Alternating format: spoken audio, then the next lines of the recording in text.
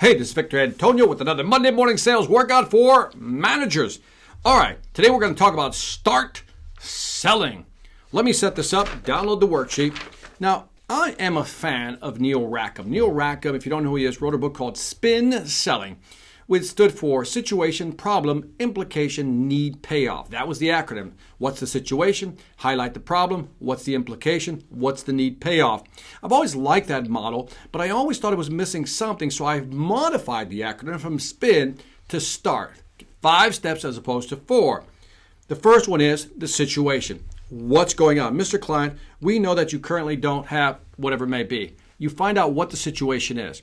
Then you highlight a problem that the customer is having, a problem that your product can solve. So you understand the situation, have general conversation, then you figure out what problems they're actually having. Now you focus in on the problem, and then you want to amplify how much that problem is costing that business. So in other words, if you're a company, how is it impacting your revenue? How is it impacting your cost structure? How is it impacting your ability to expand your market share? Now, if we were to fix all these things, what would be the reward? Let's look at the upside. If we started using this software package, if we started doing this, here's what you're going to see. This is kind of a before and after. If you think about weight loss programs, it's about before and after. Here's where you're up today. Here's where you're going to be tomorrow. Okay, before and after. So the reward stage is about what's the after. The last part is, this is what I thought was missing, the tie down, the commitment. Based on what I've shown you, let's get started. Is there any reason we shouldn't get started?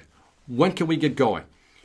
Slide over the contract and say, is there any reason we can't start next week? Whatever it may be, there has to be a tie down. So again, start with the situation. Now highlight problems that you know your product or service can solve. Amplify what that problem is costing the customer. What would be the reward if they did fix it? And then tie it down with asking for the order. So now, with your team, I want you to ask yourself, how could you use this approach? How could you use this simple framework? Situation, again, what's the trouble? Amplify, right? What's the reward? And then what's the timing? Can we tie it down? Can we do it now? In other words, ask for the close. Too often, salespeople simply don't ask for the close. It's not part of their sales process. This situation, trouble, again, amplify, reward, tie down, ask for the order is critical. So how can your sales team use it? Look at your current sales process, and if you don't like this model or it doesn't seem to fit, how would you adjust it? What could you use from this model that fits your sales process?